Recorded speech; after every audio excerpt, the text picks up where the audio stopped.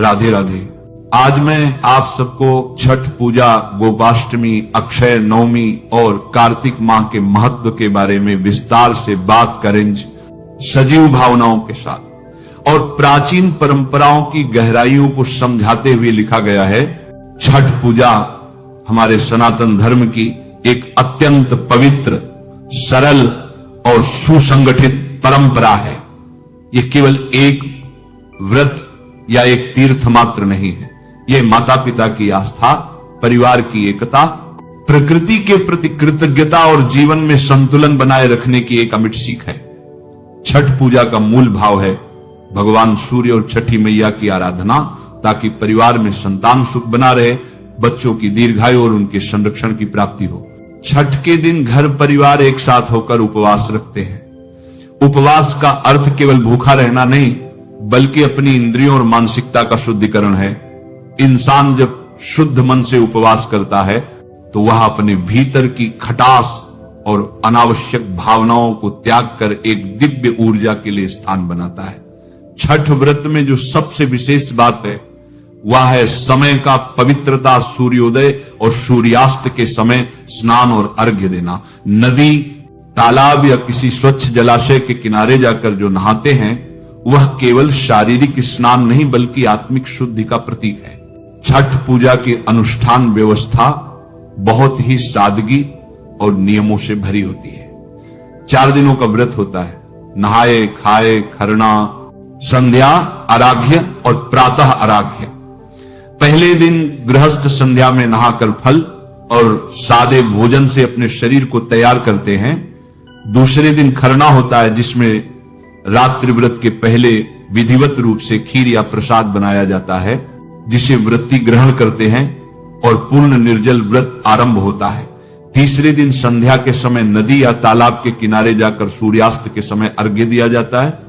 चौथे दिन प्रातः जल्दी उठकर सूर्य उदय होते ही नदी के तट पर जाकर प्रातःकालीन अर्घ्य देते हैं और व्रत का समापन करते हैं। इन 4 दिनों की शुद्धता, संयम और कड़ी अनुशासन से न केवल पारिवारिक जीवन में अनुशासन आता है, बल्कि मानसिक दृढ़ता और सामूहिक भावना भी मजबूत होती है।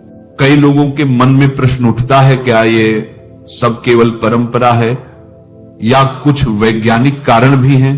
इसका उत्तर है दोनों। परंपरा हमें धार्मिक और सांस्कृतिक पहचान देती है, वहीं कई रीति रिवाजों के पीछे प्रकृति और स्वास्थ्य से जुड़े तत्व भी होते हैं। उदाहरण के लिए नदी में स्नान करना, स्वच्छता का अभ्यास कराना और प्राकृतिक फल फलियों का सेवन करना स्वास्थ्यवर्धक है। निर्जल व्रत और उसके बाद व्यवस्थित भोजन करने से पाचन व्यवस्थित होता है और मन की एकाग्रता बढ़ती है। साथ ही सामूहिक रूप से नदी के किनारे इकट्ठा होने से सामाजिक मेलजोल बढ़ता है और समुदाय में सहयोग की भावना मजबूत होती है। छठ पूजा का एक गहरा आध्यात्मिक अर्थ भी है। सूर्य को जीवन देने वाला दाता मानना। सूर्य हमारे जीवन का मूल स्रोत है। फल, अनाज, मौसम, कृषि सब कुछ सूर्य के सहारे चलता है। इसीलिए सूर्य की पूजा करना, उसकी कृतज्ञता व्यक्त करना और उससे आशीर्वाद मांगना स्वाभाविक ही है। छठी मैया की आराधना में भी एक मां का स्नेह छिपा है।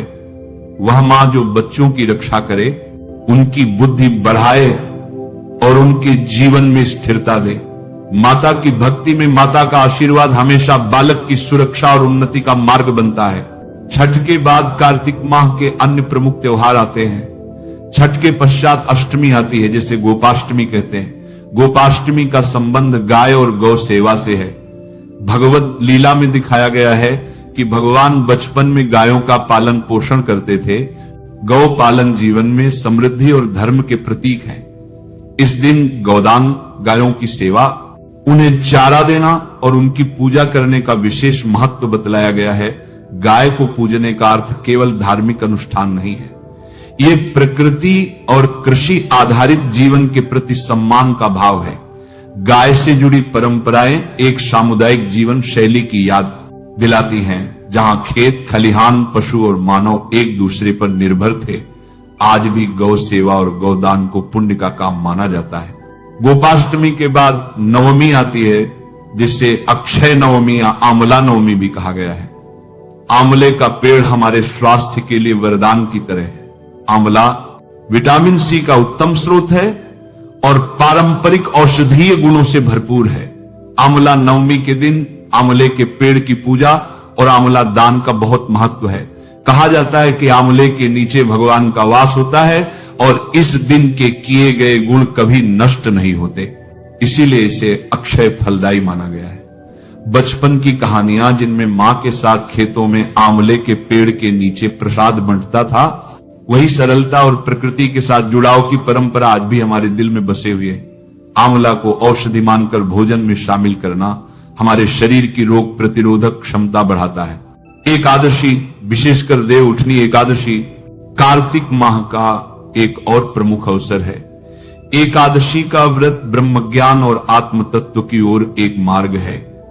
कहावत है कि इस दिन तुलसी और शालिग्राम का विशेष संबंध होता है और भगवान का विवाह होना दर्शनीय माना जाता है। एकादशी का व्रत शुद्ध, संयम और आध्यात्मिक उन्नति के संकेत देता है।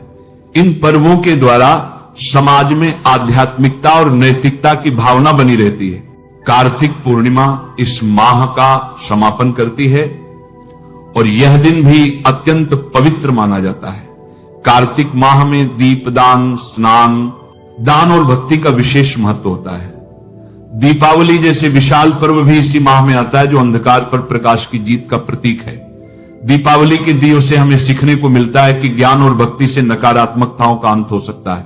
कार्तिक माह में जितने भी त्योहार आते हैं, वे सभी मिलकर जीवन को अनुराग, प्रेम और समर्पण से भर देते हैं। आप कुछ व्यवहारिक बातें भी बताता हूं। छठ पूजा करने वालों के लिए कुछ सरल और उपयोगी निर्देश, जिन्हें अपनाकर आपका अनुष्ठान और भी प्रभावशाली बन सकता है। पहले तो स्वच्छता नदी या तालाब के किनारे जाने से पहले खुद को और अपने घर को साफ रखें। प्रसाद और फल केवल ताजे और स्वच्छ होने चाहिए। यदि आप खरना में खीर बनाते हैं तो उसे पूरी भक्ति और शुद्धता से बनाइए, बिना नमक और बिना कोई अशुद्धि के। व्रत के दौरान मन को शांत रखें। किसी प्रकार के कटु शब्दों और झगड़े से दूर रहें। सामूहिक रूप से अर्घ्य देते समय सभी की सहायता करें। बूढ़े, बच्चे सभी का ध्यान रखें। इससे समाज में सहयोग और सामंजस्य की भावना बनी रहती है। व्रत के दौरान जल से जुड़े नियमों का पालन करें। नदी के पानी का सम्मान करें। गंदगी पास न छोड़ें और आसपास का वातावरण स्वच्छ रखें। प्रकृति की रक्षा हमारे व्रत का एक अनिवार्य अंग होना चाहिए। छठ पूजा का अर्थ ही यही है कि हम प्रकृति को सम्मान दें, उसका सम्मान करने वाले जनों का सम्मान करें और अपने परिवार को सुखी समृद्ध रखें। छठ पूजा के पीछे जो कथाएं और लोक कथाएं हैं, वे भी हमारी सांस्कृतिक स्मृतियों का हिस्सा हैं। अनेक कथाओं में माता का त्याग, संतानों के प्रति माता पिता का समर्पण और प्रकृति के साथ मानव का संबंध बहुत सुंदर रूप से दर्शाया गया है। इन कहानियों को सुनाकर हम आने वाली पीढ़ियों को अपनी सांस्कृतिक जड़ों से जोड़ते हैं और उन्हें समाज के मानवीय मूल्यों का ज्ञान कराते हैं। आज मैं आपसे एक विनम्र निवेदन करूंगा, यदि आप छठ या कोई भी पर्व कर रहे हैं तो उसे दिखावे के कारण न करें। सतही तौर पर अगर हम केवल त्योहारों को भव्य बनाने में लगे रहें और वास्तविक अर्थ को भूल जाएं, तो हमारी परंपरा मात्र एक खोल बनकर रह जाती है। असली पूजा वह है जिसमें आत्मा की पवित्रता, परिवार का मिलन और समाज के प्रति संवेदनशीलता हो। छठ का संदेश यही है, सरलता में सुंदरता, भक्ति में गहराई और सेवा में सच्चाई। अंत में एक छोटी सी कहानी आपके मन में शांति और प्रेरणा भर दे। एक गांव में एक बूढ़ी मां छठ व्रत करती थी। उसके पास धन नहीं था, पर उसकी श्रद्धा इतनी अटूट थी कि पूरा गांव उसकी मदद के लिए खड़ा हो जाता। व्रत के दिन वह नदी के किनारे चुपचाप बैठे अर्घ्य देती और बच्चों के लिए दुआ करती। वर्षों बाद उसके पोते बड़े होकर समाज के लिए कार्य करने लगे और उस गांव के हर घर में दीप सी का उज्जवल इतिहास बन गया। इसे हम इस तरह समझें, सच्ची श्रद्धा और साधारण प्रयास अक्सर भविष्य में बड़े बदलाव लाते हैं। यही छठ और अन्य त्योहारों का वास्तविक रूप है, छोटे कार्य बड़े परिणाम। ईश्वर आप सब पर छठी मैया और प्रभु सूर्य की कृपा बनाए रखें। आपके घर में सुख समृद्धि बनी रहे। बच्चे स्वस्थ और बुद्धिमान हों और आपका जीवन सच्ची भक्ति तथा सरलता से परिपूर्ण रहे। जय छठी मैया। राधे राधे।